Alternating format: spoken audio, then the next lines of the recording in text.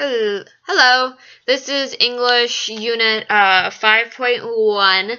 I went ahead and did a first video. It was 16 minutes long. I tried to post it on YouTube. It would not let me because it's too long. The video was really great, and I'm really sad, but I'm going to go ahead and repeat myself. However, I'm going to go really fast so that way it's able to post on YouTube because this is the only way I'm able to do so. So, bear with me. So, for my trip to Costa Rica, I would say it took me more of 6 seconds a piece from the delayed reaction, not 4 seconds, just because it was a little bit too hard at first. However, throughout this unit, I definitely was able to cut some seconds off, which was really great, showing my improvement overall. Number 2, it was kind of awkward at first, definitely. I don't think my voice or her voice was really distracting. It was more of just it being awkward and me never doing this. And having this be my first time doing a delayed reaction exercise, it was definitely like, oh, what am I doing? This is weird. But then, like, afterwards, I definitely, like, understood why I needed to do what I did. So, number 3, certain phrases I left out. I was definitely more, after re-listening to my repetition, I definitely, like, understood and saw clearly that I was a cut to the chase, kind of to the topic or point kind of gal, and unfortunately in interpreting that is not always the case. So recognizing that was really good for me to say, okay, like, personal assessment here, Lisa, you cannot do this when you're interpreting. You cannot just cut to the chase. You need to make sure you're interpreting everything as efficiently and as fast as possible. Number 4, I said maybe I felt like I got all the main topics down, but I could have been a little bit distracted, and not only distracted, but a little bit confusing, especially if there was another listener listening into what I had to say. It might have been a little bit unclear with what I was trying to say.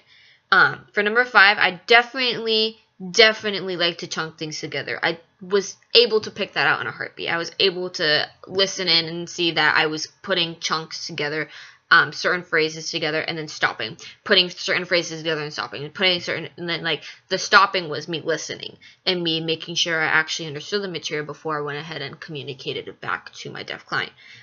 So learning that was really important for me, especially for interpreting, because I'm not sure if chunking it together is really the appropriate answer that this book is looking for. It wasn't really clear on that. I'm not sure if interpreting should be a steady flow, like motion. It should be always communicating, or if you really need to be chunking everything together, taking breaks, taking pauses.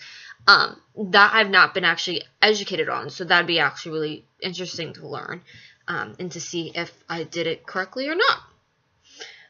So for the 5-step follow-up, these are always a lot of fun, because this is when I get to see what I struggle with and what my strengths are. And of course, with my struggles, this book literally shows them to me, and it's amazing. This book is like a godsend, has really helped me pick apart what I need to work on further to improve my overall professionalism, my demeanor, and get ready for the interpreting program. Amazing. Just, even though it can be a little bit tedious, can be really long, it's really helped me, just overall as a human being and as a future interpreter.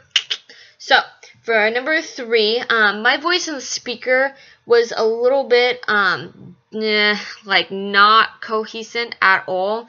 I definitely could see could hear myself and my voice going up and then down, up and then down. And when it went up, it was me chunking all the parts together. When it went down, it was me taking long breaths and pauses. And so learning that was actually really interesting, because I don't know if that's technically how it should be done. So for number 4, I said believe so. Yes, improvement has always shown through without these exercises. At first I struggled. I tried again and I tried again. And by the second or third time, I'm always good to go. I'm always happy with what I've been outputting. Number 5, definitely practice that with a roommate. I could practice that with my boyfriend, with my coworkers, anything and everything, honestly. I can also do it with movies. I can also do it with vlogs and videos, and just stop, start, and then, like, listening to myself speak out as I'm doing it.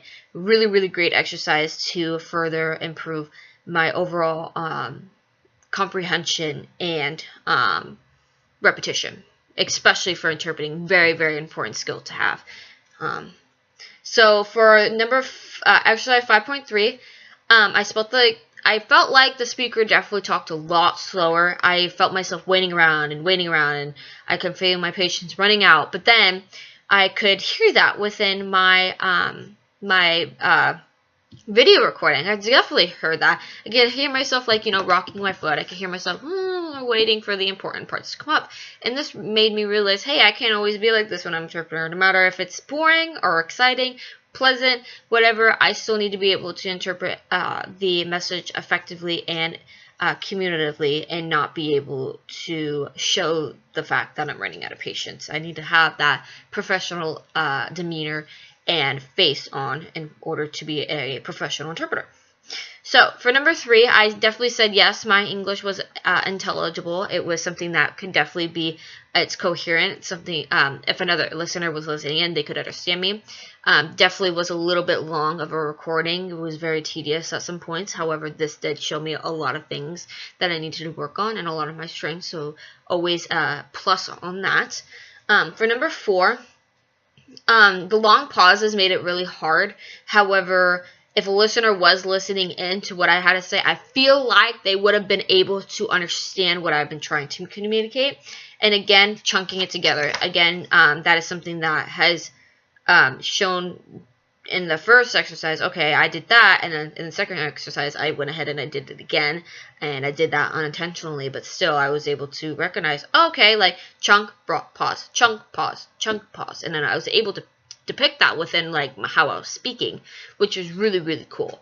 Really cool to be able to depict that. So for the 5-step follow-up, again, always I went ahead and said step 1 and step 2. For number 3, the speaker had a lot of information that was important. It was a lot of details, a lot of minor details, a lot of big details, a lot of details all over, and it was very long. Because of this, it made it very tedious, especially by the second time that I went around it. I was like, I have to get this right because I'm over this. And when I went in with that kind of attitude, let's do this, let's get it done, I know what I need to work on, that recording was very phenomenal. I'm very proud of that. That showed me that, hey, like, I put in time, I put in effort, I do this and this and this, and this is what is going to happen. But, that's just life. So, for number 4, the assessment.